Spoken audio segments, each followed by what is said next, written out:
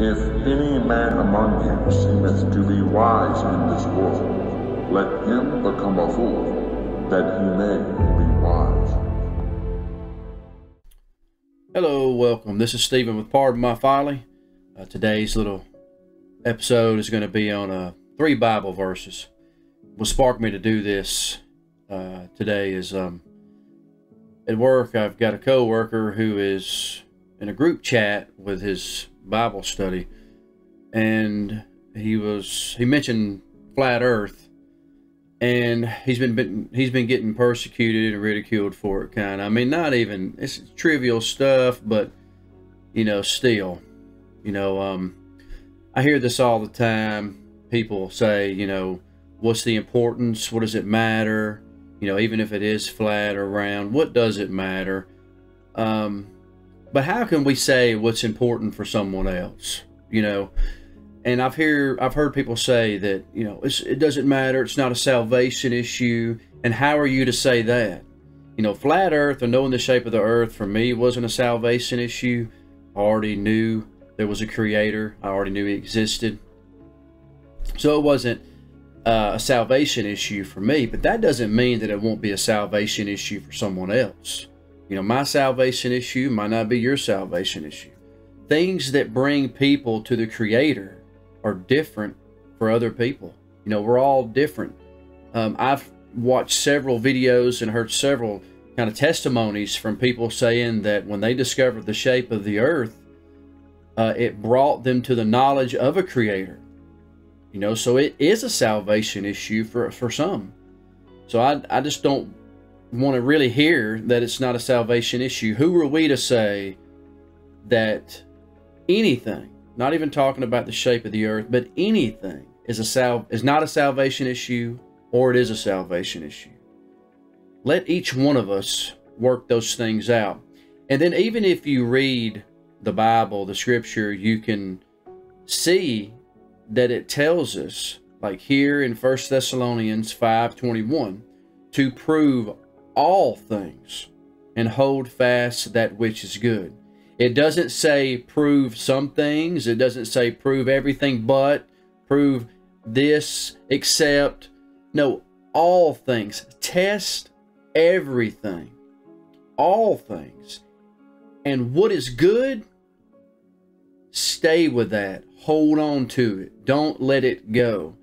So it's pretty clear here to test all things, prove all things. These deceptions matter, regardless of what shape or form they come in. Excuse me. Any deception matters. And if you go to the next verse down there, I didn't highlight it, but verse 22, abstain from all appearance of evil. Any deception comes from evil. If deception is the opposite of lie, if deception is the opposite of truth and truth is good, then the opposite of that has to be bad. So any deception is evil. So we should test all things and make sure these things that we're learning are coming from Him. He wants us to prove all things to be true. And that's 1 Thessalonians 5:21. I got a couple more here. So 2 Thessalonians 2, verse 3. Let no man deceive you by any means. Here we go again. By any means. Not by some means. Not by a few means. Not by many means. Let no man deceive you by any means. That means everything. You should not want to fall down a path of deception, because if you fall for one deception, then you'll fall for any deception. So these things are important. For that day shall not come except there come a falling away first, and that man of sin be revealed, the son of perdition. Let no man deceive you by any means. Now I'm kind of focusing tonight on the shape of the earth just because that was kind of the scenario that was going on today at work. But it could be anything. You shouldn't be deceived by anything. Let no man deceive you by anything. And then the last verse here I'm going to go over is Romans 1:20. For the invisible things of Him from the creation of the world are clearly seen, being understood by the things that are made. His creation. The Creator, creation. So the creation can clearly see and understand the things made by the Creator. And we have zero excuse. So once you see these things, then you can't unsee them. And you know there is a Creator that created these things, and we are left without excuse.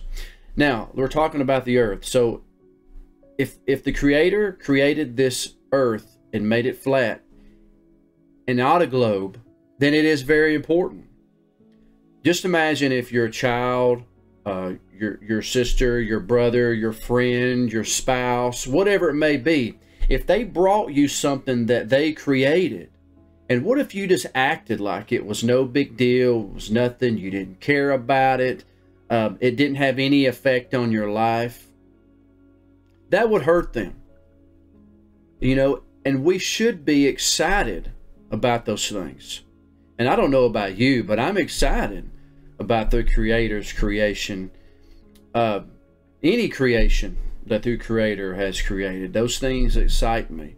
And they should excite His creation because they are affirmation and they give us confirmation that He does exist and He is there and He's right above us and He's watching over us, and we are left without excuse. So if anyone out there, and I know we all are who preach this flat earth message, but if anything, it doesn't matter if it's flat earth or not, any kind of deception and any truth that the Creator has revealed to you, those things are important. And you stand on those and you hold fast to which is good, and you prove all things and stay with it. You're going to get persecuted. You know, these things of the world, or people of the world, excuse me, that are not hunting or searching for these things, they don't understand. So, you know, you got to be patient with people. Don't fly off the handle. Be patient with people. It's okay to be passionate, but not to the point where it turns into anger. So that's it for tonight. Stay positive. Stay in the search for truth. And these things are important. Don't let anyone tell you that the Creator's creation is not important and not significant, because that's what the deceiver wants you to believe. Thank you for listening. Thank you for watching. This has been Stephen with Pardon My Folly, but hear me out.